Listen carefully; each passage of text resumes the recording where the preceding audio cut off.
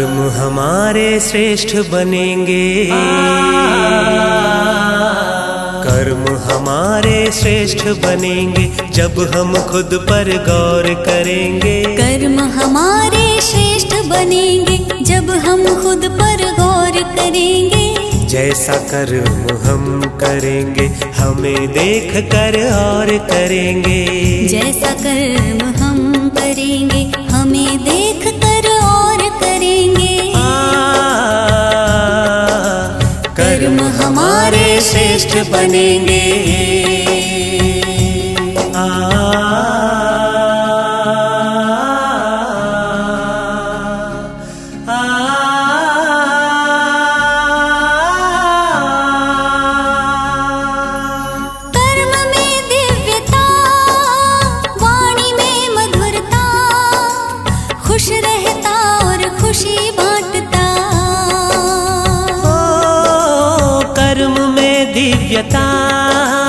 वाणी में मधुरता, खुश रहता और खुशी बांटता।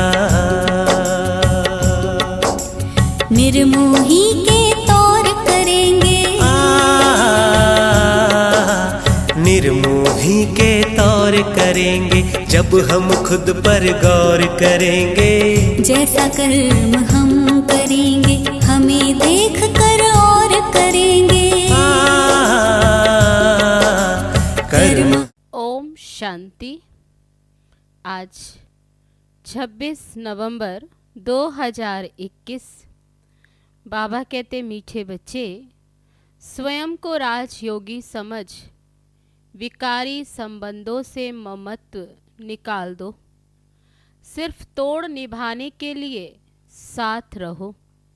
प्रश्न है, तुम बच्चों ने देह भान को भुलाया है, इसका यादगार शास्त्रों में किस रूप से दिखाया है? उत्तर है, दिखाते हैं पांडव पहाड़ों पर गल गए, परंतु उनको क्या पड़ी थी जो पहाड़ों पर बर्फ में जाकर शरीर छोड़ेंगे। ला कहता है, हिमालय के पहाड़ों पर कोई शरीर नहीं छोड़ते, बाकी तुम योग बल से शरीर छोड़ देते हो। देह भान को भूल अशरीरी बनने की प्रैक्टिस करते हो। ओम शांति। रूहानी बाप रूहानी बच्चों को समझाते हैं। समझाते तो हर रोज हैं, फिर भी कई बातें भूल जाती हैं। बच्चों को बुद्धि में यह तो रखना है कि यह संगम युग है। हम संगम युग पर हैं। बाप आते भी संगम युग पर हैं। कलयुग अंत और सतयुग आदि का संगम गाया हुआ है। बुलाते भी इस समय हैं। पतित दुनिया कहा जाता है कलयुग के अंत को, इसलिए और कोई टाइम पर बुलाते नहीं। बाप आएंगे भी नहीं, बाप को बुलाते ही हैं इस समय कलयुग के अंत में। जब कलयुग का अंत होता, बाबा कहते तब ही मुझे बुलाते हैं कि बाबा हम पतितों को पावन बनाने आओ। कलयुग के अंत और सतयुग के आदि में आओ। बुलाते हैं, परंतु उनको पता नहीं है कि कल्प की आयु कितनी है। समझते हैं भक्ति करते करते धक्का खाते खाते आखिरी में मिल ही जाएंगे। कल्प का अंत कब होगा ये तो किसको भी पता नहीं।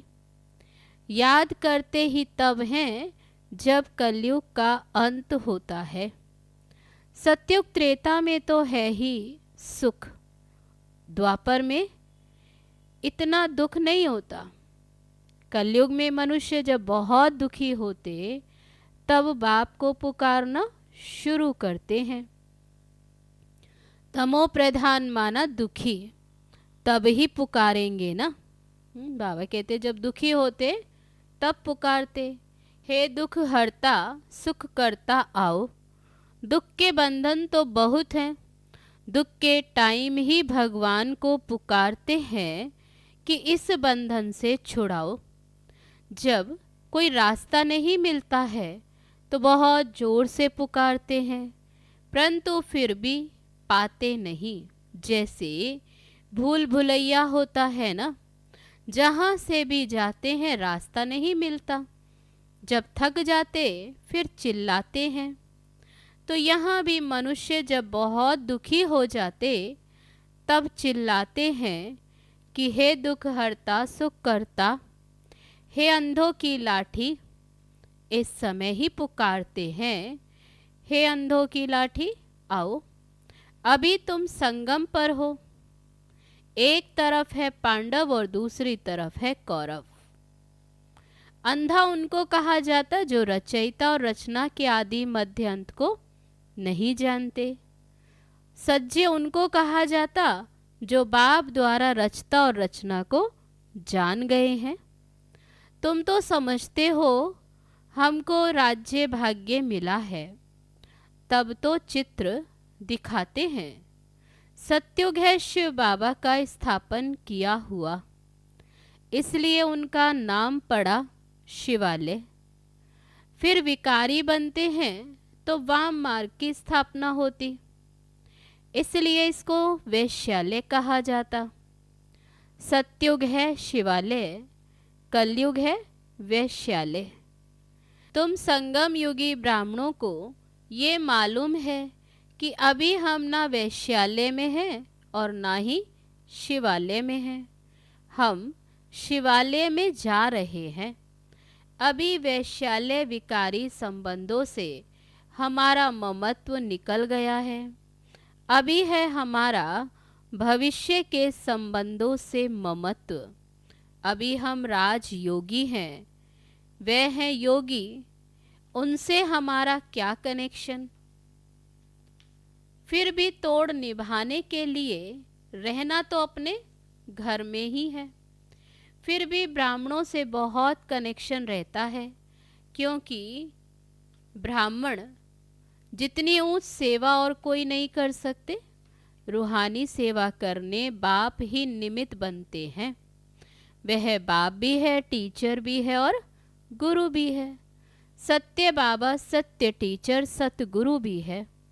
सत्य को सुप्रीम भी कहते। उन द्वारा हमको वर्षा मिल रहा है। ये याद रहने से कितनी हर वक्त खुशी रहनी चाहिए। फिर औरों को समझाने के लिए पुरुषार्थ किया जाता है। तो पहले पहले है वह पारलौकिक बाप। वह सत्य शिक्षक भी है, सतगुरु भी है। सृष्टि चक्र के आदि मध्य अंत का ज्ञान देते हैं, इसलिए उनको ज्ञान का सागर कहा जाता। तो पहले पहले तो उनकी महिमा करनी है। वे सत्य बाप, सत्य टीचर, सत्य सतगुरु है। सत्य धर्म की स्थापना करते हैं। मांगते हैं ना कि एक राज्य हो। वह तो सतयुग में होता, यहाँ तो हो न सके। मनुष्य कहते हैं वन वर्ल्ड हो जाए, एकता हो जाए। वर्ल्ड तो एक ही होती है। सिर्फ वर्ल्ड में एक राज्य हो, ये हो सकता है। देवताओं का राज्य था, वहाँ और कोई हंगामे आदि की बातें होती नहीं थी। बेहद का बाप ही आकर राजधानी स्थापन करते हैं। यह भी अब तुम समझ गए हो। बाप ही राजयोग सिखलाते हैं, ना कि श्री कृष्ण। उन्होंने कृष्ण के लिए समझ लिया। राजयोग सिखलाया ही तब जब राजधानी स्थापन करनी थी। बाकी शास्त्रों में तो है महिमा। सिर्फ महिमा करने से कोई राजयोग सिखलाते हैं क्या? वो गीता आदि जो सुनाते वे कोई राजयोग सिखलाते हैं क्या? बाबा कहते वे तो गीता सुनाते हैं। गीता सुनाते हैं वे तो सिर्फ जो होकर गए उनकी महिमा करते। भगवान ने जिन्हों को सुनाया उन्होंने ही ये राज्य पद पाया, जिनको राजयोग सुनाया। बाकी ये त्योहार आदि ये सब भक्ति मार्ग के हैं। मुख्य है ही संगम की बात। शिव बाबा आते ही हैं शिव जयंती के बाद कृष्ण जयंती। शिव बाबा के आने के बाद जरूर नई दुनिया स्थापन होगी। कृष्ण तो है सत्युग का मालिक। शिव बाबा ने आकर कृष्ण को ऐसा बनाया। एक कृष्ण को थोड़े ज्ञान दिया होगा, कृष्णपुरी स्थापन की होगी। आत्मा को तमो प्रधान से सतो प्रधान बनाने के लिए ये योग सिखाया है। बाबा कहते तुम ही फिर सतो रजो तमो में आते हो, तुम ही तमो प्रधान से सतो प्रधान बनते, तब बाबा कहते फिर सतो रजो तमो में आते। ऐसे नहीं कि सतयुग में ही तुमको बैठ जाना है। 84 जन्मों का हिसाब भी है। तो बाबा कहते सतयुग के बाद त्रेता जरूर आना ही है। दिन के बाद रात होनी है। सतयुग की स्थापना कौन करते हैं, कैसे करते हैं? क्योंकि सतयुग है ही नई दुनिया। बाप कहते हैं हम पुरानी दुनिया बदलते हैं। ये वही महाभारत की लड़ाई मूसलों की है। कहते हैं पांडव भी थे, पांडवों की जीत हुई। स्वराज्य मिला है जरूर, तो स्वराज्य में आएंगे ना। शरीर भल यहाँ भी छोड़ें, राजाई में तो आना ही है। लॉ कहता है हिमालय पहाड़ों पर कोई शरीर छोड़ते नहीं। जैसा कहा गया, तो बाबा कहते ऐसे तो वहाँ कोई शरीर छोड़ते नहीं। योग तो यहाँ ही सीखते हैं। योग बल से ही शरीर छोड़ना है। उनको क्या पड़ी जो पहाड़ों पर बर्फ में जाकर शरीर छोड़ेंगे। यह भी गपोड़े हैं। जैसे सर्प पुरानी खाल छोड़ नहीं लेते, वैसे आत्मा भी एक शरीर छोड़ दूसरा लेती। शांति धाम में जाकर फिर आएंगे सतयुग में। तो बाबा ने समझाया है सतयुग में शरीर छोड़ेंगे तो आप ही अपने समय पर, जब शरीर बूढ़ा होता तब एक शरीर छोड़ दूसरा लेते। वहाँ तो वापस शांति धाम में नहीं जाएंगे। शांति धाम में अभी जाना है। अभी अंत में सब घर वापस जाते। अभी वह प्रैक्टिस की जाती जो तुम्हारी वह प्रैक्टिस अविनाशी हो जाती। ये तो प्रैक्टिस इसलिए कराते हैं क्योंकि पुरानी दुनिया को ही छोड़ना है। वहाँ तो नई दुनिया है। स्वर्गवासी शरीर छोड़ेंगे तो स्वर्ग में ही आएंगे। नरकवासी शरीर छोड़ेंगे तो नरक में ही रहेंगे। स्वर्ग में तो जा न सके। सतयुग में तो जब आएंगे जब बाप आकर राजयोग सिखलाए, तब दैवी राजधानी में अर्थात सतयुग में जा सके। राजा महाराजा का लक़ब यहाँ भी मिलता है, पद दूसरा मिलता, परंतु नाम वह चलता रहता, बदल नहीं सकता। कोई कोई का टाइटल कायम कर देते जो पैसे से टाइटल लेते हैं। बाबा कहते आगे 1,00,000 2,00,000 दे टाइटल मिलता था। तो ये रूहानी बाप रूहानी बच्चों को बैठ समझाते।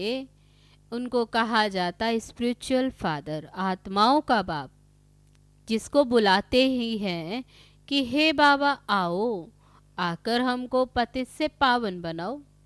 यहाँ बड़ा दुख है, हमको राम राज्य में ले चलो। ड्रामा अनुसार 5,000 वर्ष पहले भी ऐसे कहा था। जैसे अभी बुलाते, बाबा कहते ऐसे 5,000 वर्ष पहले भी बुलाया। परमपिता परमात्मा को आना ही है। ये चक्र जो फिरता रहता। बाबा कहते मैं कल्प कल्प कल्प के संगम युग पर आता हूँ। ये अक्षर जरूर डालने होते हैं। बाबा कहते बात है कल्प कल्प की, फिर वे युगे युगे लिख देते। इसलिए बाबा कहते राइट अक्षर लिखने हैं। ड्रामा के प्लान अनुसार आता हूँ, ड्रामा अक्षर भी जरूर लिखना पड़े, तो मनुष्यों को पता पड़े कि ये 5000 वर्ष का ड्रामा है। अभी सब मनुष्य मात्र पतित हैं, इसलिए खुद कहते हम पापी हैं, नीच हैं। बरोबर वैश्यालय भी है, विषय सागर है ना। विष्णुपुरी क्षीर सागर थी, जहाँ लक्ष्मी नारायण दोनों थे। ये क्षीर सागर भेंट में कहा जाता, बाकी क्षीर सागर कोई होता नहीं। सागर तो सतयुग में भी यही होता, कलयुग में भी होता है। सतयुग में सारे सागर के तुम मालिक हो, सारी पृथ्वी आकाश के तुम मालिक हो, कोई बंटवारा नहीं। अभी तो टुकड़ा टुकड़ा हो गया। बाबा कहते अभी ये है संगम युग। संगम युग जब याद आए तब समझें कि अब सतयुग में जाते हैं। संगम है तो बाबा भी जरूर होगा, वह इस दुनिया को बदलने वाला है। स्थापना तो ब्रह्मा द्वारा यहाँ होती है। अब तुम चित्र बनाते हो, बाबा तो है ही बिंदी लाइट माइट की। तुम्हारी आत्मा भी लाइट। अब तुमको लाइट कैसे देवें, तो तुम्हारे सिर पर बिंदी दे दी। आत्मा को लाइट कैसे दें? लाइट देने से बड़ा बन जाता। वह बड़ी लाइट को ही पूजते, इसलिए मनुष्य परमात्मा को ज्योति स्वरूप कह देते हैं। वास्तव में लाइट है पवित्रता की निशानी। मनुष्य तो समझते हैं वह ज्योति स्वरूप है।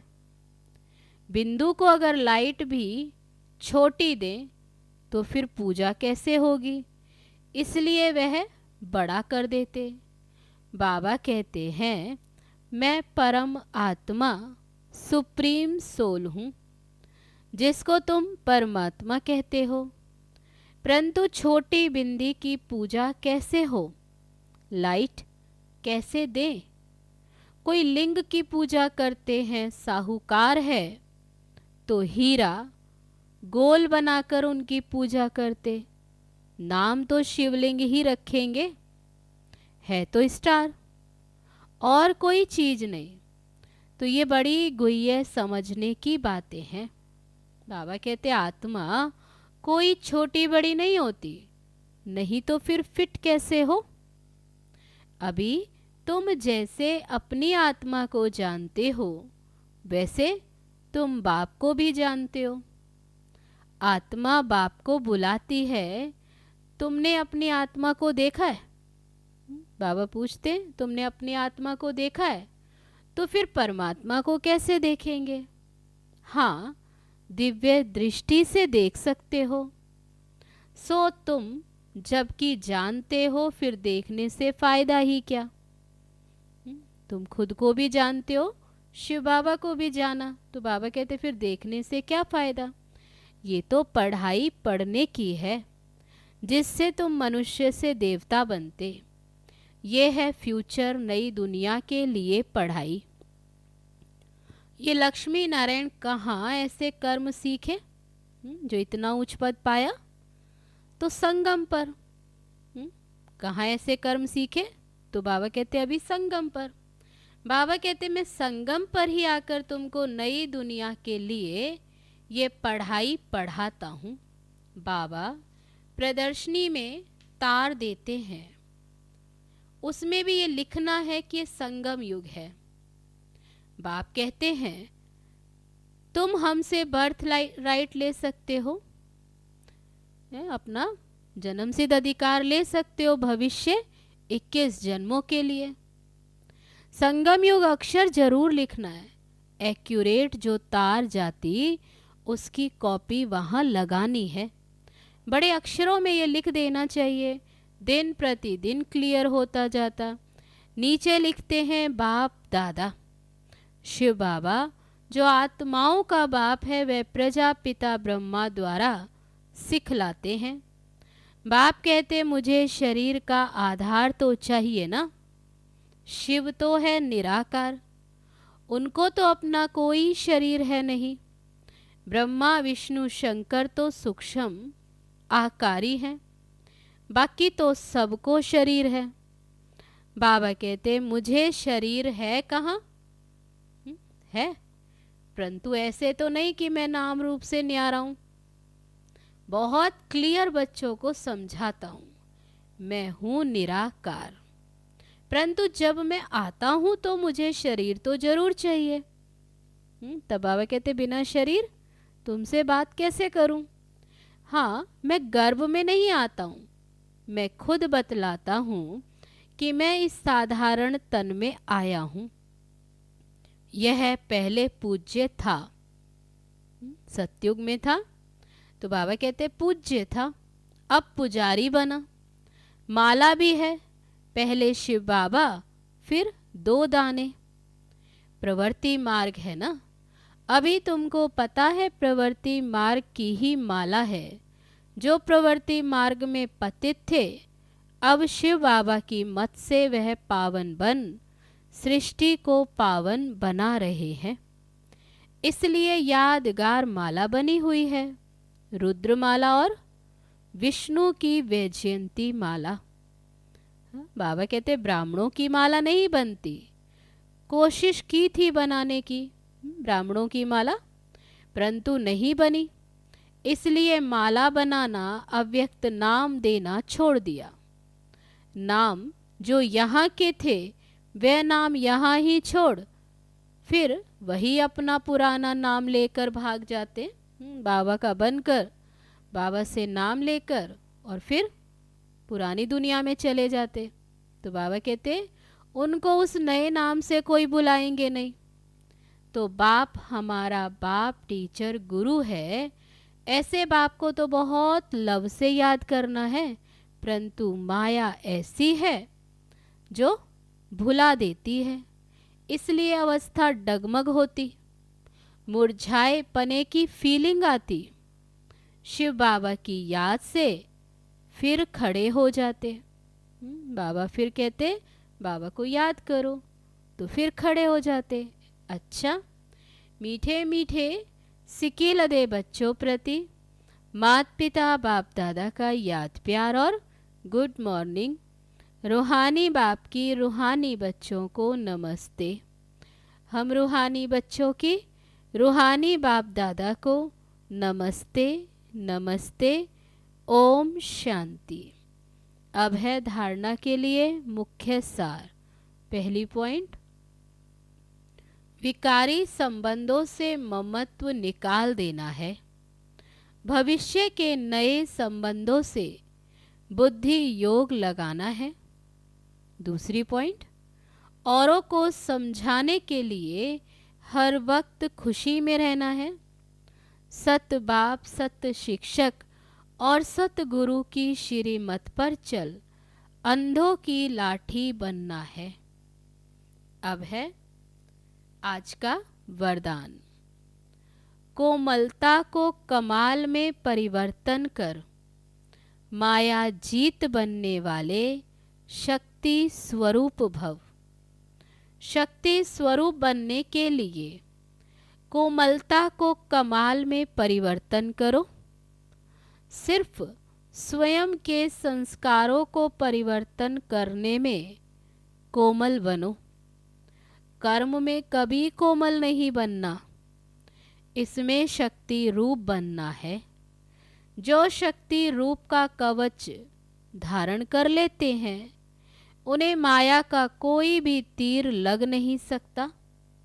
इसलिए आपके चेहरे नैन चैन से कोमलता के बजाय शक्ति रूप दिखाई दे, तब माया जीत बन पास विद ऑनर का सर्टिफिकेट ले सकेंगे। अब है आज का स्लोगन। त्रिकालदर्शी की सीट पर सेट होकर हर कर्म करो तो माया दूर से ही भाग जाएगी। अच्छा, ओम शांति।